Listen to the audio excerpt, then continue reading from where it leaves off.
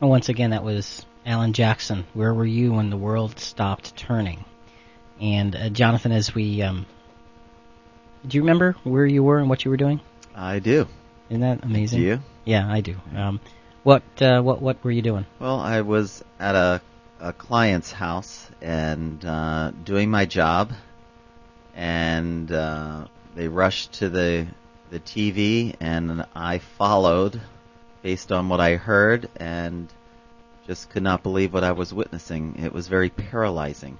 Yeah, I had that to see what was happening in this world. I had that same experience. I was driving, actually.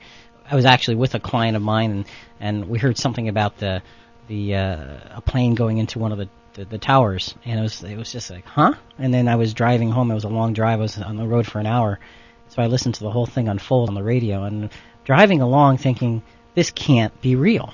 It just can't be real. Well, Rick, we do have a call. Welcome to Christian Questions. This is Jonathan and Rick. Who are we speaking with? Gentlemen, this is Julius Double Dipping. Yes. My apology.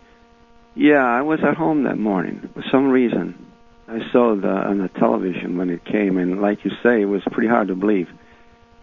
Two quick things. Number one, because you preach a God of compassion and you reflect that compassion in all your programs, God of love and understanding and compassion, I failed to express I do want to express my empathy for anyone that endured a loss, 9/11, and I think that would be proper. And it's something that it's not going to be easily forgotten, long remembered. Number two, off the top of my head, I give scriptures, and I want to correct that. 2 Peter 3, I said 8 to 10. Verse 13 speaks about a new heavens and a new earth. Okay. Thank you. Thank you. God bless. Bye-bye. Bye-bye. All right. I want to thank Julius for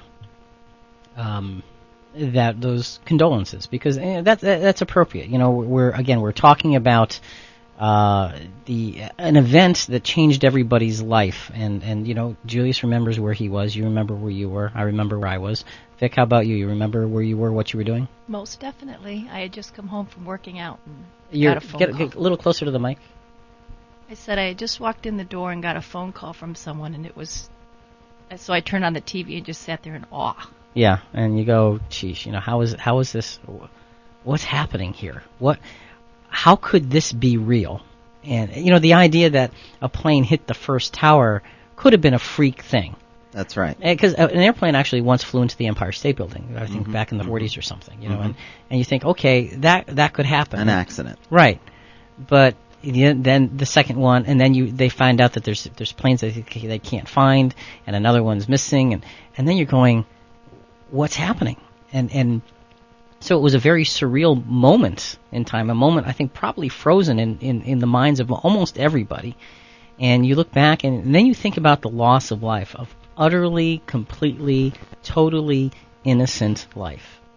And this is not to minimize the loss of innocent life at other times. But what this does, I think, is it focuses on the loss of innocent life. And it says, how tragic is all loss of all innocent life, when, in this case, certain individuals, a handful of radical individuals who were misrepresenting, in as dramatic a sense as you can ever imagine, God, absolutely misrepresenting God, picked out of the air, essentially, the lives of about 3,000 people to just say, you know, you're done. Who gives anybody the right to do that kind of a thing? So this was such a traumatic and difficult event where it's just appropriate to take some time and to look back and to put it in perspective from a personal standpoint. And folks, also to echo what Julius brought out in his call, how from our hearts we feel for those that did have loved ones that were lost during that time. Absolutely. It's very tragic. I know that my wife was working with someone who had a brother who was supposed to be in one of the towers that time, and they were at work, and they heard about this, and they're watching it, and she was hysterical. Oh. She couldn't get a hold of him, didn't know what was going on, and then the buildings come down, and you're just, she, like so many thousands and thousands and thousands of people, Oh, yeah. were looking at now. Fortunately, her brother was not, or he got out. He did. It was low enough in the building where he got out. That's what it was.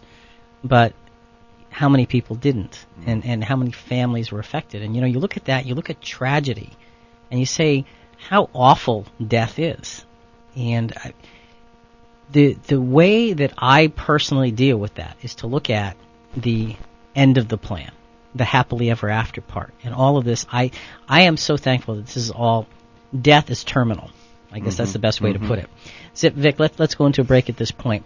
Folks, we're talking about 9/11. We're talking about the tragedy. We're talking about it in relation to Bible prophecy and what it really can mean for us, and in an encouraging sense toward the future. This is Jonathan and Rick with Christian Questions on News Talk 102.3 FM, WXLM. Grab your Bibles. Don't go away. We'll be right back.